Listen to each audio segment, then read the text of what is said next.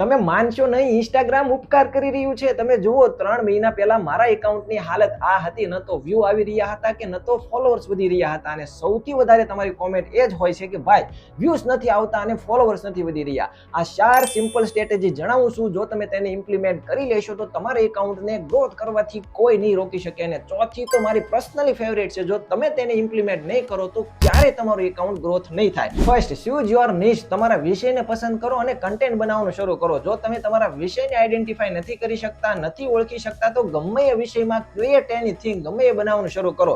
આગળ જતા જ્યારે લોકોને કોઈ કન્ટેન્ટ ગમે અને સારા વ્યૂ આવે તો તેની ઉપર તમે કન્ટેન્ટ બનાવવાનું શરૂ કરો.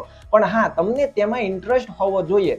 Second, content research. તમે જે વિષયમાં કન્ટેન્ટ બનાવવાનું શરૂ કર્યું છે તેમાં પ્રોપર રિસર્ચ કરો. જુઓ માર્કેટમાં તમારા વિષયમાં કયા પ્રકારનું કન્ટેન્ટ હાલે છે, કયું લોકોને ગમે છે, એમના ઉપર પ્રોપર રિસર્ચ કરીને કન્ટેન્ટ બનાવો. ત્રીજું, તમારા વિડીયોની શરૂઆતની 3 થી 5 સેકન્ડમાં હુક પોઈન્ટનો ઉપયોગ કરો, જેવી રીતે મેં મારા વિડીયોમાં કર્યો હતો. તમારા વિષયને રિલેવન્ટ બેસ્ટ હુક પોઈન્ટ તમે જે ક્રિએટ કરી શકો તેને રિસર્ચ કરો અને તમારા વિડીયોની શરૂઆતમાં તેને એડ કરો, જેથી લોકો વિડીયો જોતા જ સ્ટક થઈ જાય અને વિડીયો છેલ્લે સુધી જોવે. જો હુક પોઈન્ટ વિશે વિશેષ ડિટેલમાં તમે જાણવા માંગો છો તો કોમેન્ટમાં હુક લખી દેજો, એટલે નેક્સ્ટ વિડીયો તેના ઉપર આવી જશે. ચોથું અને મારું સૌથી ફેવરેટ, કન્સિસ્ટન્સી. આગળની દરેક સ્ટ્રેટેજીને તમે ફોલો કરો છો અને તમે કન્સિસ્ટન્સીને ફોલો નથી કરી રહ્યા તો આગળની કોઈ સ્ટ્રેટેજી તમારા માટે કામ નથી કરવાની. તમે જુઓ મારા એકાઉન્ટ ઉપર છેલ્લા 3 મહિનાથી, એટલે કે 100 દિવસથી કન્ટિન્યુ વિધાઉટ મિસિંગ એની ડે હું કન્ટિન્યુ પોસ્ટ કરું છું, જેથી મારું રિઝલ્ટ તમે જોઈ શકો છો. તો આવી રીતે તમે કન્સિસ્ટન્સીથી કન્ટેન્ટને પોસ્ટ કરો. ભલે તમે ડેઈલી ન કરી શકો તો અલ્ટરનેટિવ પોસ્ટ કરો, પણ ટ્રાય કરો કે કન્સિસ્ટન્ટ રહી શકો.